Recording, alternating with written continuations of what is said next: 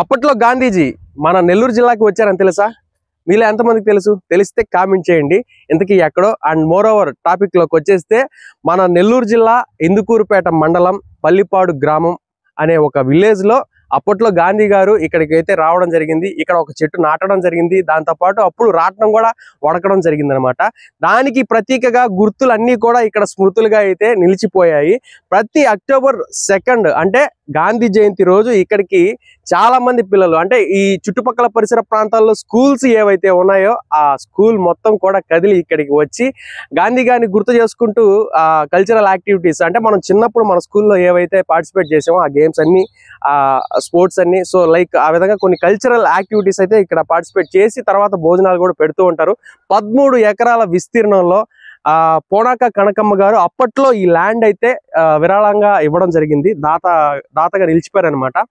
ఆవిడకి స్మృతులుగా ఆవిడ ఫోటోలు కానీ, ఈ ఆశ్రమ వ్యవస్థాపకులు ఎవరైతే ఉన్నారో ఎస్టాబ్లిష్ చేసినటువంటి వారు, వాళ్ళందరికీ ప్రతీకగా ఇక్కడ లోపల ఆశ్రమం లోపల కొన్ని ఫొటోస్ కూడా ఉన్నాయి. దాంతోపాటు మన నెల్లూరు జిల్లాలో స్వతంత్ర సమర యోధులు, అంటే ఫ్రీడమ్ ఫైటర్స్ ఎవరైతే ఉన్నారో వాళ్ళందరి ఫొటోస్ కూడా ఇక్కడ మనకు కనిపిస్తూ ఉంటాయి.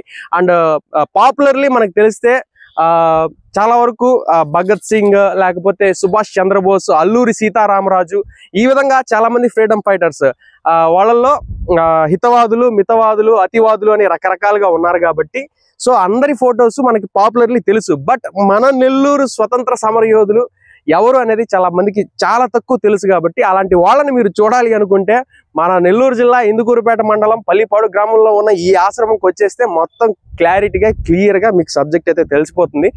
పోనాక కనకమ్మ గారు దాదాపు 13 ఎకరాలు అయితే ఇవ్వడం జరిగింది. అది మినహాయిస్తే మొత్తం మీద 158 ఎకరాల పైపెచ్చు దగ్గర ఈ స్థలం అయితే ఉండొచ్చు అని చెప్పి అంటున్నారు. అయితే ఈ పెన్నా నది పరివాహక ప్రాంతం ఏదైతే ఉందో దాంట్లో ఇక్కడ ఉన్నటువంటి స్థలం కూడా మొత్తం కొట్టుకుపోవడం, కలిసిపోవడం అనేది జరుగుతూ వచ్చింది. ఎందుకంటే ఒడ్డునే ఉంటుంది కాబట్టి.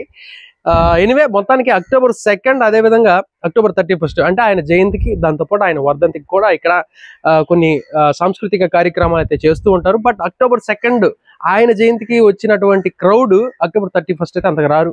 అది మినహాయిస్తే ఇంకా ఈ చుట్టుపక్కల పరిసర ప్రాంతాల్లో ఉన్నటువంటి యువత ఎవరైతే ఉన్నారో వాళ్ళు అప్పుడప్పుడు సందర్శిస్తూ ఉంటారే తప్ప మిగతా రోజులన్నింటిలో చూసుకుంటే చాలా తక్కువ మొత్తంలో జనాభా ఇక్కడికి వస్తూ ఉంటారు. ఇక్కడైతే పచ్చటి వాతావరణంతో కళ్ళకు కనువిందుగా సస్యశ్యామలంగా ఈ పెన్నా నది పరివాహక ప్రాంతంలో ఈ ఆశ్రమం అయితే ఉంటుంది.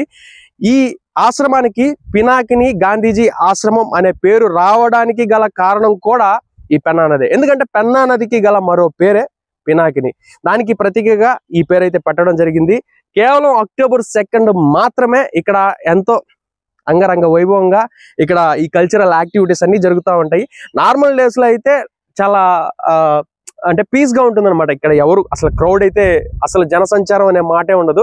కాకపోతే ఈ చుట్టుపక్కల పరిసర ప్రాంతాల్లో ఉండే విలేజెస్ లైక్ పక్కనే ఉన్న కోడుపాడు లేదా కొత్తగాలం సెంటర్, ఈ కొన్ని ఏరియాల్లో ఉండే కుర్రవాళ్ళు ఎవరైతే ఉన్నారో వాళ్ళు అప్పుడప్పుడు కొంచెం రిలాక్సేషన్ కోసం ఇక్కడికైతే విజిట్ చేస్తూ ఉంటారు. అది మినహాయిస్తే అక్టోబర్ 2 తప్ప ఇంకా ఎప్పుడు కూడా ఎవరు కూడా బయట నుంచి వచ్చిన దాఖలాలు అయితే చాలా తక్కువ ఉంటుంది.